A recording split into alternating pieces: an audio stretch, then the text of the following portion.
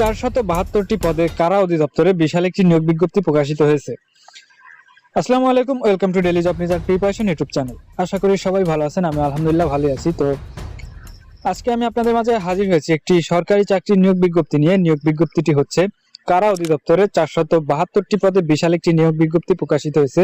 তো আজকে আমি আপনাদের মাঝে কারা অধিদপ্তরের এই বিশাল সার্কুলারটি নিয়ে আলোচনা করব। তো অবশ্যই ভিডিওটি শুরু থেকে শেষ পর্যন্ত একটু স্কিপ না করে সম্পূর্ণ ভিডিওটি দেখবেন এবং ভিডিওটি ভালো লাগলে অবশ্যই একটি লাইক দিবেন এবং আপনাদের মূল্যবান মতামত কমেন্টে জানিয়ে যাবেন এবং আপনাদের ভাই বোন, বন্ধু, আত্মীয় স্বজন, পাড়া প্রতিবেশী যারা চাকরি প্রার্থী আছে তাদেরকে অবশ্যই কমেন্টে মেনশন করে যাবেন এবং তাদের কাছে ভিডিওটি অবশ্যই শেয়ার করে রাখবেন, তাদের হয়তো বা একটু উপকার হতে পারে। তো চলুন আমি আর কথা না বাড়িয়ে সরাসরি মূল আলোচনায় চলে যাচ্ছি। তো তার আগে daily job news and preparation YouTube চ্যানেলটি সাবস্ক্রাইব করে না থাকলে অবশ্যই সাবস্ক্রাইব করে সাথে থাকবেন, আপনাদের উপকার ছাড়া হয়তো বা ক্ষতি হবে না।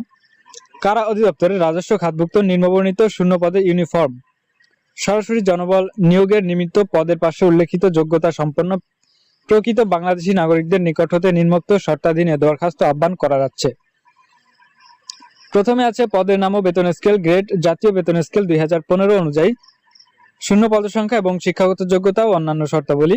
মন্তব্য: 1 নম্বর আছে কারারক্ষী, বেতন স্কেল 9000 থেকে 21800 টাকা, 17তম গ্রেড এবং শূন্য পদ সংখ্যা 450টি, শিক্ষাগত যোগ্যতা ও অন্যান্য শর্তাবলী।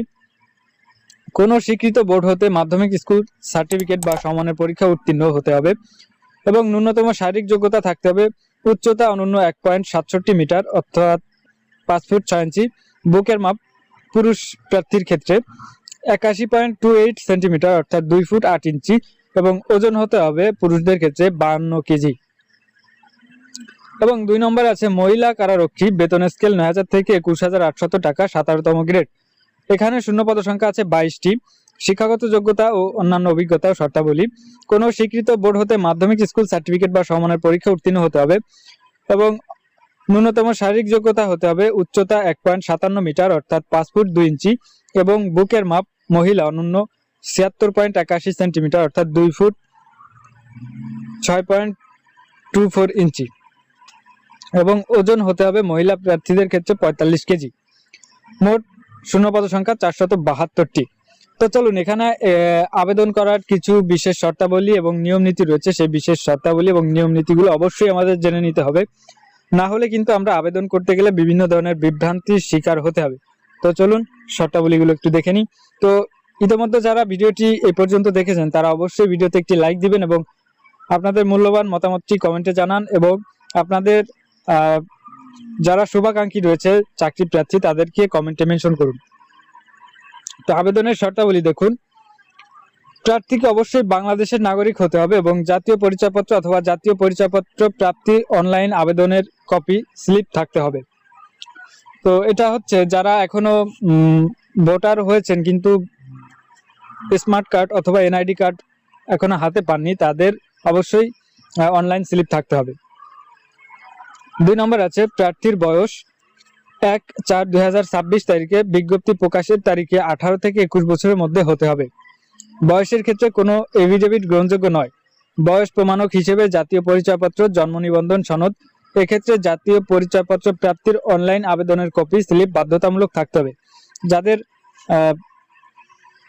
জাতীয় পরিচয়পত্র এখনো হাতে পান নাই তাদের অবশ্যই জাতীয় পরিচয়পত্র প্রাপ্তির স্লিপটি অবশ্যই থাকতে হবে।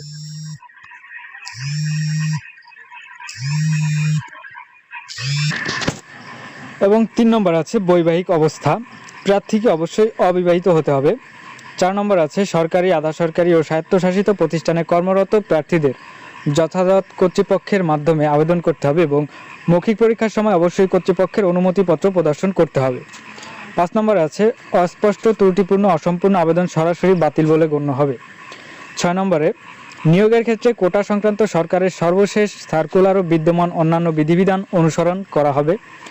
7 নম্বর কোনো প্রকার কারণ দর্শানো ব্যতি রেখে নিয়োগকারী কর্তৃপক্ষ নিয়োগ কার্যক্রমের আংশিক অথবা সম্পূর্ণ পরিবর্তন বাতিল করতে পারবে। এ নিয়োগের ক্ষেত্রে নিয়োগকারী কর্তৃপক্ষের সিদ্ধান্তই চূড়ান্ত বলে গণ্য হবে। এ বিষয়ে কোনো আপত্তি গ্রহণযোগ্য হবে না। 8 নম্বর আছে কর্তৃপক্ষ বিজ্ঞপ্তিতে বর্ণিত পদের সংখ্যা হ্রাস বৃদ্ধির ক্ষমতা সংরক্ষণ করে। 9 নম্বর আছে এ নিয়োগ বিজ্ঞপ্তি সংক্রান্ত যে কোনো পরিবর্তন সংশোধন যদি থাকে কারা অধিদপ্তরের নিজস্ব ওয়েবসাইটে www.prison.gov.bd ওয়েবসাইটে পাওয়া যাবে। 10 নম্বর আছে বর্ণিত পদের জন্য আবেদনকারী প্রার্থীদের প্রাথমিক শারীরিক যোগ্যতা যাচাই সহ দক্ষতা পরীক্ষা, দৌড়, push up, high jump, long jump, rope climbing, প্রাথমিক স্বাস্থ্য পরীক্ষা এবং লিখিত এমসিকিউ ও মৌখিক পরীক্ষা গ্রহণ করা হবে। শারীরিক যোগ্যতা যাচাই এবং লিখিত ও মৌখিক পরীক্ষায় গ্রহণের তারিখ, সময় ও স্থান SMS এর মাধ্যমে জানিয়ে দেওয়া হবে। এছাড়াও এই সংক্রান্ত তথ্য কারা অধিদপ্তরের ওয়েবসাইটে www.prison.gov.bd এই ওয়েবসাইটে প্রকাশ করা হবে।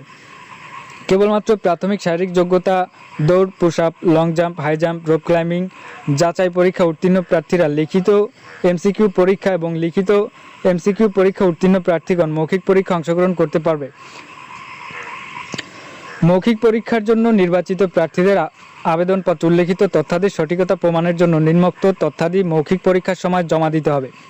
তো যে তথ্যাদি জমা দিতে হবে সেগুলো হচ্ছে সকল প্রকার সনদ বা প্রমাণপত্রের মূল কপি, শিক্ষাগত যোগ্যতার সনদ, জাতীয় পরিচয়পত্র, জন্ম সনদ, পৌরসভার মেয়র, কাউন্সিলর, ইউপি চেয়ারম্যান অথবা সিটি কর্পোরেশন কাউন্সিলর কর্তৃক নাগরিকত্ব সনদ, অবিবাহিত সনদ এবং প্রার্থী মুক্তিযোদ্ধার পুত্র কন্যা হিসেবে যদি কোনো কোটায় আবেদন করে থাকেন তাহলে সেই সংক্রান্ত সকল তথ্যাদি এবং কাগজপত্র সঙ্গে নিয়ে যেতে হবে এবং অন্যান্য কোটা প্রার্থীদের ক্ষেত্রে উপযুক্ত কর্তৃপক্ষ কর্তৃক প্রদত্ত সনদপত্র এবং পূরণকৃত অ্যাপ্লিকেশন ফর্মের প্রিন্টেড কপি অবশ্যই সাথে নিয়ে যেতে হবে। 12 নম্বর আছে প্রার্থী কর্তৃক প্রদত্ত কোনো তথ্য বা দাখিলকৃত কাগজপত্র জাল, মিথ্যা বা ভুয়া প্রমাণিত হলে কিংবা পরীক্ষার নকল বা অসৎ উপায় অবলম্বন করলে ভুয়া বা প্রক্সি প্রার্থী পাওয়া গেলে সংশ্লিষ্ট প্রার্থীর প্রার্থিতা বাতিল করা হবে এবং পরবর্তীতে যে কোনো সময় তার জাল, মিথ্যা ও ভুয়া প্রমাণিত হলে সংশ্লিষ্ট প্রার্থীর নিয়োগাদেশ বাতিল সহ তার বিরুদ্ধে আইনানুগ ব্যবস্থা গ্রহণ করা হবে। 13 নম্বর আছে আবেদনকারীকে সর্বোচ্চ শিক্ষাগত যোগ্যতা আবেদনপত্র উল্লেখ করতে হবে। অর্জিত শিক্ষাগত যোগ্যতা গোপন রেখে পরবর্তীতে এর ভিত্তিতে পদোন্নতি বা অন্য কোনো প্রকার সুবিধা দাবি করলে তা গ্রহণযোগ্য হবে না। তো অবশ্যই যারা আবেদন করবেন তাদের সর্বশেষ অর্জিত শিক্ষাগত যোগ্যতা এখানে দাখিল করবেন। 14 নম্বর আছে অতিরিক্ত যোগ্যতা থাকলে তা আবেদনপত্র উল্লেখ করতে পারবেন, প্রমাণস্বরূপ সংশ্লিষ্ট প্রতিষ্ঠানের সনদপত্র। 15 নম্বর আছে নিয়োগপ্রাপ্তগণ চূড়ান্ত স্বাস্থ্য পরীক্ষা অযোগ্য ঘোষিত হলে এবং ডোপ টেস্ট রিপোর্ট সন্তোষজনক না হলে নিয়োগ আদেশ বাতিল বলে গণ্য হবে। 16 নম্বর আছে প্রার্থীদের সকল পরীক্ষার ক্ষেত্রে স্বাস্থ্যবিধি যথাযথ মেনে চলতে হবে। 17 নম্বরে আছে প্রার্থীদের নির্বাচনী পরীক্ষায় অংশগ্রহণের জন্য কোনো প্রকার যাতায়াত ভাতা TADA প্রদান করা হবে না। 18 নম্বর আছে অনলাইনে আবেদনপত্র পূরণ সংক্রান্ত নিয়মাবলী ও শর্তাবলী। তো এখানে যেহেতু আমরা সবাই বিভিন্ন ধরনের অনলাইনের দোকান এবং বিভিন্ন টেলিকম থেকে আবেদন করে থাকি, এই বিষয়টি আমরা স্কিপ করে যাচ্ছি কারণ ভিডিওর লেন্থটা অনেক বড় হয়ে যাচ্ছে। তো এখানে আবেদনের সময়সীমা বিষয়ে এবং আবেদন ফি সংক্রান্ত যে তথ্যগুলো রয়েছে সেগুলো আমি আপনাদেরকে জানিয়ে দিচ্ছি।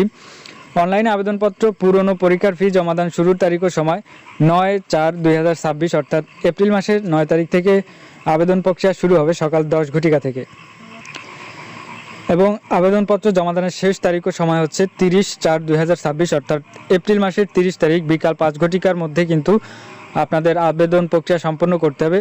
তো সকলকে একটি বিষয় সাজেস্ট করব যে শেষ সময় এবং তারিখের জন্য অপেক্ষা না করে পর্যাপ্ত পরিমাণের সময় হাতে রেখে আবেদন প্রক্রিয়া সম্পন্ন করবেন এবং যারা আবেদন করবেন আবেদনের পরবর্তী 72 ঘন্টার মধ্যে কিন্তু SMS এর মাধ্যমে পরীক্ষার ফি জমা দিবেন এবং আপনাদের আবেদনপত্রে প্রার্থী তার সদ্য তোলার রঙিন ছবি দৈর্ঘ্য 300 গুণ পোস্ত 300 পিক্সেল ও স্বাক্ষর দৈর্ঘ্য 300 গুণ পোস্ত 80 পিক্সেল স্ক্যান করে নির্ধারিত স্থানে আপলোড করবেন। ছবির সাইজ সর্বোচ্চ 100 KB ও স্বাক্ষরের সাইজ সর্বোচ্চ 60 KB হতে হবে এবং অনলাইনে আবেদন ফি বাবদ আপনাদের সর্বমোট 56 টাকা অনধিক 72 ঘন্টার মধ্যে জমা দিতে হবে। তো ভিউয়ার্স, আজকের নিয়োগ বিজ্ঞপ্তির মূল বিষয়বস্তু এই ছিল। তো আশা করি সবাই A to Z ক্লিয়ারলি বুঝতে পেরেছেন, আমিও বোঝাতে সক্ষম হয়েছি। তারপরে যদি কারো বুঝতে কোনো প্রকার সমস্যা থেকে থাকে তাহলে অবশ্যই কমেন্টে জানাবেন, আমি তার সমাধান দেওয়ার চেষ্টা করব এবং আমাদের ভিডিও প্রদর্শন এবং ভয়েসে কোনো প্রকার ভুল ত্রুটি বা অস্পষ্টতা থেকে থাকলে তা অবশ্যই ক্ষমা সুন্দর দৃষ্টিতে দেখবেন এবং তা কমেন্টে উল্লেখ করে যাবেন যাতে পরবর্তীতে আমরা এটি সংশোধন করে নিতে পারি। তো ভিউয়ার্স, আজকের ভিডিও পর্যন্ত ছিল, দেখা হচ্ছে নতুন কোনো ভিডিওতে। সে পর্যন্ত সবাই ভালো থাকুন, সুস্থ থাকুন। আজকে এখানে বিদায় নিচ্ছি। আল্লাহ হাফেজ, আসসালামু আলাইকুম।